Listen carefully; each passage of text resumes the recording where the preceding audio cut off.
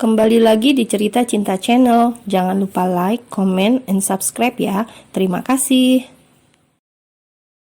Setelah menyelesaikan urusannya, Langit pun segera mengajak Jingga pulang. Langit tidak akan mengizinkan Jingga untuk datang ke sekolah lagi, dan untuk nilai ujian, Langit akan menyerahkannya kepada Bu Yasmin. Awalnya, Langit ingin langsung mengeluarkan ketiga siswi tersebut karena sudah menjadi provokator menuduh Jingga. Namun, lagi-lagi Bu Yasmin menyadarkan Langit bahwa membalas dendam tidak akan menyelesaikan masalah. Bu Yasmin yang sudah cukup mengenal beberapa sifat muridnya hanya takut bila nanti ketiganya dendam kepada Jingga dan akan membalas kembali perbuatan Langit kepada Jingga. Akhirnya Langit membiarkan setelah ketiganya meminta maaf kepada Jingga, tapi Langit tidak mengatakan apa status hubungan mereka. Langit hanya mengungkapkan statusnya kepada para guru agar tidak ada yang berani ikut memfitnah Jingga. Kalau Jingga nggak boleh kesini lagi, terus nanti ijazah Jingga gimana? Wisudanya? Gumam Jingga begitu lirih, ia seolah enggan meninggalkan sekolahnya. "Kamu masih mau wisuda dengan mereka?" tanya Langit langsung menghentikan langkah kakinya dan menatap Jingga. "Emangnya kenapa? Wisuda SMA itu kan cuma 1 kali doang," kata Jingga menghela nafasnya berat. "Tidak wisuda, kamu tidak akan mati atau miskin, tidak perlu hadir." "Mas," seru Jingga menatap kesal pada suaminya hingga tanpa sadar membuat beberapa siswa yang lalu lalang melihat ke arah Langit dan Jingga. "Apa aku salah?" "Ya enggak, cuma Jingga menghentakkan kakinya beberapa kali. "Mas enak karena sudah ngerasain wisuda, lah Jingga kan belum." "Aku nggak pernah merasakannya," saut Langit dengan cepat, lalu ia segera mendahului jalan Jingga menuju mobil. Jingga terdiam sesaat mencerna kembali ucapan suaminya. Bagaimana bisa laki-laki itu mengatakan tidak pernah wisuda? Jingga ingat betul bahwa suaminya lulusan terbaik di tingkatannya. Selain itu, Langit juga pernah menjabat sebagai seorang polisi di luar negeri. Hebat bukan? Lalu mengapa Langit bisa mengatakan bahwa tidak pernah merasakan wisuda? Baru saja Jingga hendak melanjutkan langkahnya, tiba-tiba tangannya kembali ditahan oleh seseorang. "Raihan," gumam Jingga pelan, laki-laki yang sudah beberapa hari tidak ia temui. "Dia siapa?" tanya Raihan pelan, namun sangat terlihat jelas raut wajah Raihan yang tidak seperti biasa. "Kamu sakit?" kata Jingga malah balik bertanya. "Dia siapa kamu, Jingga? Kalian ada hubungan apa? Dan om-om yang sewaktu itu juga siapa?"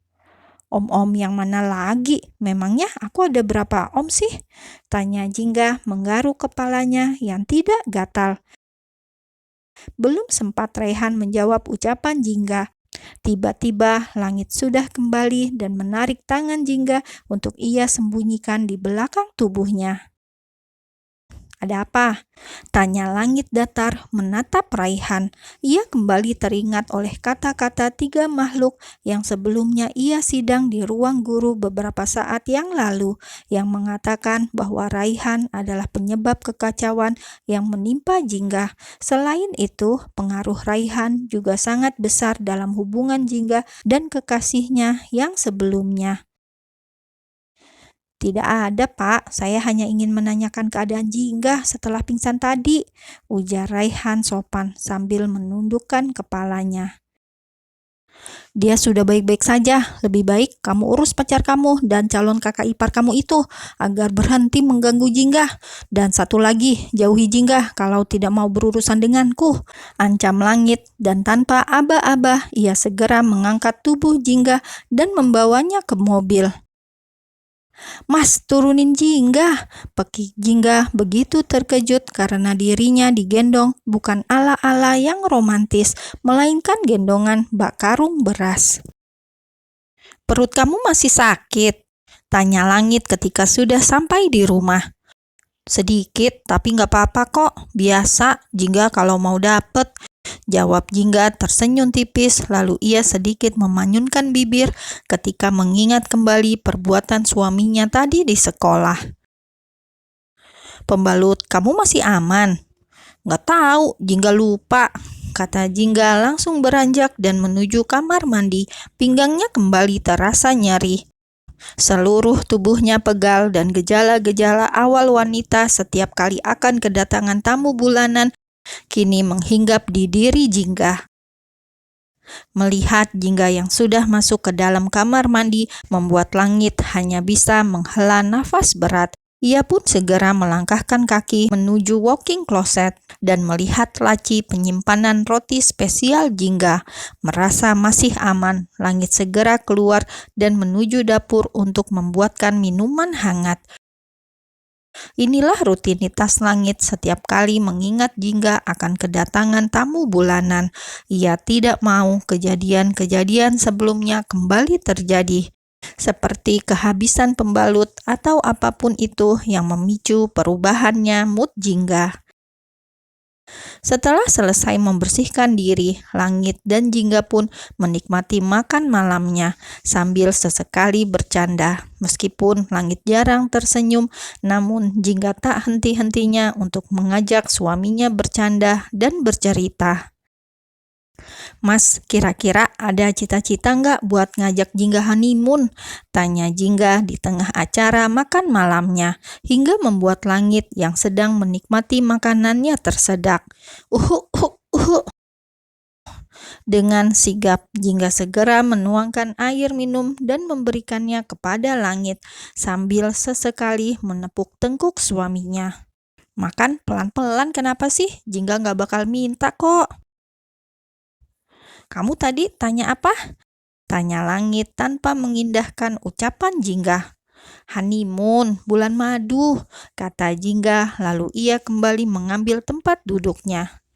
Kita menikah sudah berapa lama sih, Mas?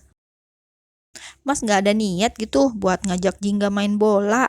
Lagi, dan lagi. Pertanyaan Jingga membuat Langit tersedak.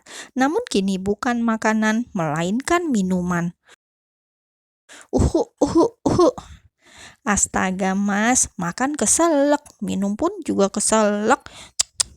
Jingga menggelengkan kepalanya dan berdecak melihat suaminya yang terus-terusan tersedak. Pertanyaan kamu yang membuatku tersedak, seru Langit menghela nafasnya dengan cukup kasar. Kamu sadar dengan apa yang kamu ucapkan barusan? Justru karena Jingga sadar, makanya Jingga nanya, Mas laki-laki normal kan? Tanya Jingga langsung menatap suaminya dengan dahi berkerut. Kalau Mas normal, pasti. Cepat selesaikan makan kamu, habis itu istirahat sebelum otak kamu semakin konslet, sahut Langit dengan cepat. Jingga pun langsung mendengus mendengar respon suaminya, namun bukan Jingga namanya kalau dia langsung menurut begitu saja. Ia pun beranjak dari tempat duduk. Langit berpikir bahwa Jingga merajuk dan hendak pergi begitu saja. Namun lagi-lagi ia salah, bukan pergi, tapi Jingga malah langsung duduk di pangkuan Langit begitu saja. Tentu saja Langit begitu terkejut dengan ulah Jingga hingga membuatnya kehabisan kata-kata. Sebenarnya Jingga pengen cobain ini udah sejak sebelum ujian. Jingga waktu itu gak sengaja baca novel khusus 21 ke atas. Ya, meskipun umur Jingga masih jauh di bawah itu, tapi umur Mas Langit jauh di atas itu kan. Jadi, maksudmu aku tua?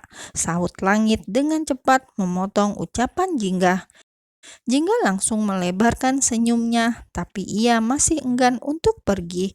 Melihat Langit yang mendengus kesal dan memalingkan wajah, membuat Jingga semakin berani menyentuh wajah suaminya, hingga membuat Langit semakin tak bisa berkutik ketika keimanannya diuji oleh istrinya sendiri.